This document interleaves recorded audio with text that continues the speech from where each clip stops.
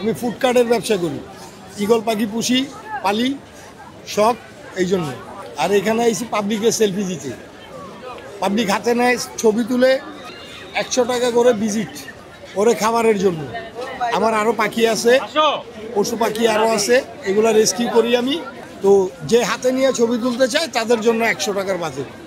ছবি তুলে ভিডিও করে ভাইরাল হয়, ডলার কামায় অনলাইনে, এই তো। তাইলে ওরে 100 টাকা খাইতে দিতে তো সমস্যা নাই। রেস্কিউ করি আমি। না, 10 বছর যাবত এটা আমার আমি করি। 10 বছর যাবত আমার কোনো লাইসেন্স আমারগুলো মুক্ত থাকে। আমি এই পর্যন্ত পাখি প্রায় 20টার উপরে পাখি ছাড়ছি। আপনার এই ঈগল পাখি, কুকুর আর ঈগল, এই দুইটারই পুষি আমি।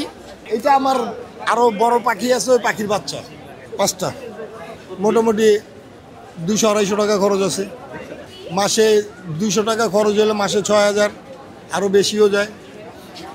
এখন এই যে আজকে যেমন মেলায় আইছি, বিভিন্ন লোকের মনে করেন ছবি তুলে দিছি বা ভিডিও করে নিছে, পরে খাবারের জন্য 100 করে টাকা দিছে, কয় টাকা হয়েছে জানি না।